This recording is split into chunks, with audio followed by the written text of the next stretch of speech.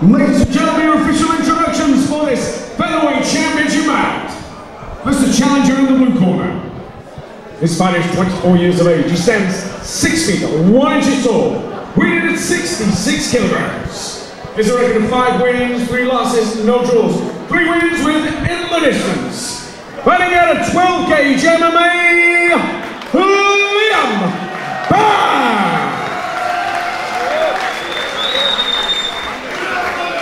And across the cage in the red corner, this challenger is 24 years of age. He stands 5 feet 8 inches tall, weighted at 65.8 kilograms. Has a perfect record, 4 wins, no losses, no draws, 3 wins within the distance. Fighting out of SBG, Jarvis. Featherweight title action here. Josh Jarvis from SBG in the red shorts, taking on Liam Burke from 12 gauge MMA in the black and white. Vacant Rage in the Cage featherweight title contested here at Rage in the Cage 4. Fast and furious start from both men, but it's Josh Jarvis tying up. Jarvis getting switched and pressed against the cage though early, Dave. Yeah, I mean, if you don't know too much about guys at amateur level, it's always good to look at the camps. SBG, you know, one of the best MMA camps in the country. 12 gauge MMA, also a huge up-and-coming camp. Great amateur level guys there. So this bout, I'm really looking forward to it. Mentioned before, Josh Jarvis, an unbeaten record, but you know, he's got his back to the fence at the moment. Liam Burke did well to reverse this man. He's trying to land the knees on the inside now, Brad. Been lucky enough to commentate on Jarvis' last 2 fights. 5-round decision against Wayne Tierney, an absolute slobber knocker of a fight. Before that, he scored a first-round hangman's guillotine over Ben Dearden from Hammer. Very, very impressive young man. The older brother of Cage Warriors star Jordan Desborough. But it's Liam Burke here, applying the pressure against the cage, the man from 12 gauge MMA. Really controlling the pace of the fight at this point, Dave. Yeah, it's not the most impressive or easy on the eye, but as we mentioned so many times before, Brad, he's dictating where the fight is going at the moment, and he's just staying busy enough to stop referee Paul Crossley from separating him. And you know, these short rounds, it could be enough to nick it. He knows Desborough, he knows Jarvis can go the full 5. So, as you said, these short rounds, a bit of cage control at this, it can steal it. If he's playing the points game, looking to rack up the points, this is a perfect game plan to start off. Yeah, that's it. And I mean, to Liam Burke's credit, he is looking for the takedown. And as I say that, Brad, he's able to scoop his man off the fence, secure that takedown. Connects the hands, gets the takedown immediately. Jarvis scrambling, using that cage to stand back up.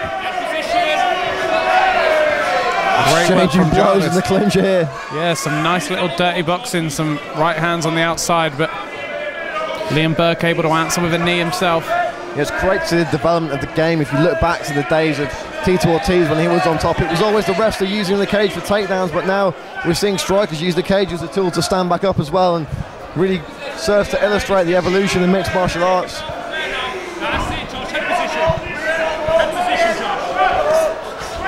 Jarvis now pushing Burke back to the cage.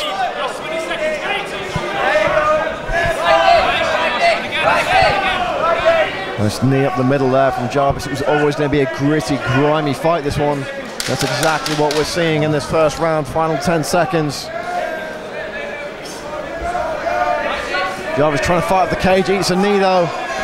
Dirty boxing, both guys landing strikes inside. And it was the punches from Jarvis and the knees from Burke at the end of that first round, Dave. Yeah, extremely close round again. I mean, I'm thinking on balance, the positional control from Liam Burke may have given him the nudge in that round, but you know, as we've mentioned so often, Brad, we are commentating here, not judging. And Jarvis, to his credit, the dirty boxing, he was able to land a number of right hands. They actually had their back to us. It was not the best vantage point for us to score it, but Josh Jarvis was able to land some dirty boxing there, but his corner team down there, you know, hugely experienced. What more can you say than about Carl Townswell? You know, extremely experienced, had a number of excellent pro fighters, and one of them is alongside him in Cage Warriors star Matt Inman. You've got Aaron Wilkinson in the corner as well, so they're going to be telling him, listen, you can't spend that much time with your back against the cage. You're going to have to change the tide of this bout, otherwise you're going to start to lose these short 3-minute rounds in the eyes of the judges. He found himself in that position against Wayne Tierney in his last bout, was able to fight back and earn the decision victory.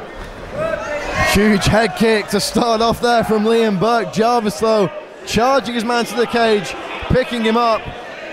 Going to look to walk him over to his own corner, but Liam Burke able to neutralise the takedown attempt there. Yeah, he threatened with the guillotine, Brad, which really put Jarvis off from completing that takedown. So good work from Burke there. Just threatened enough for the guillotine to make his man think twice about the takedown. And now, you know, we're falling back into this similar pattern, Brad, of Burke pushing him up against the cage. As I say that, Josh Jarvis does excellently, and now looking for the ankle pick. Looking for the takedown again there was Liam Burke. Jarvis, though, executes the takedown with aplomb. Yeah, Burke went fishing for the guillotine again, but it was too little too late that time. Jarvis already had his man going, he's confident to complete the takedown, and you know, we've mentioned it so many times, positional control in these short rounds so important, and Josh Jarvis, hugely experienced corner and experienced campaigner at 4-0 himself, so I'm sure he's going to look to just get busy in this position and score some points. Now both these guys have fought a high level of amateur competition. I believe Jarvis actually had his first amateur fight way back in his teens. I believe he was about 16 when he had his first amateur fight. He's in his mid-20s now. Did take a significant gap between the second and third amateur fights. But when you see him step into the cage, it's like he's never left. Oh, going for the rear naked choke here, that's tight. Steps over into mount, pins the arm down. Looking to rain down some ground and pound now is Josh Jarvis. Yeah, Burke did well to avoid the choke break because that looked flush under the chin for a second, but he gave up mount in the meantime, and now these are heavy blows coming in. He's going for the chin again. Every time he turns, Jarvis goes to the chin. When he sits back, Jarvis rains down punishment. The man from SBG really putting his stamp on this round. More big punches from Jarvis.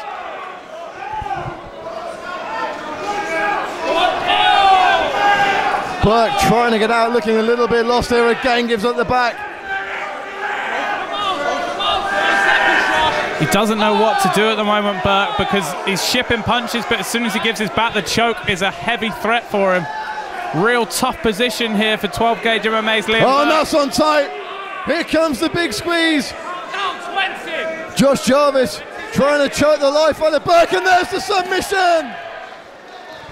Wow, fantastic performance from Josh Jarvis. Gave up a bit of cage control in the first. Obviously had the instructions in between rounds to come out and impose your will on Liam Burke. And once he got the takedown in the top position, there was really no contest. He went through the mount. The punches were extremely damaging.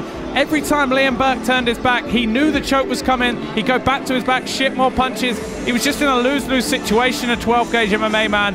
Jarvis moves on to 5-0 and a very legit prospect here.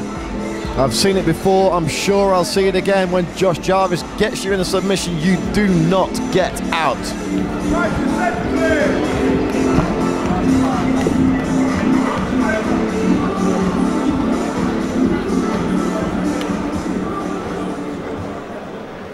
Ladies and gentlemen, 2 minutes, 42 seconds in the second round. Your winner by way of a rear naked choke and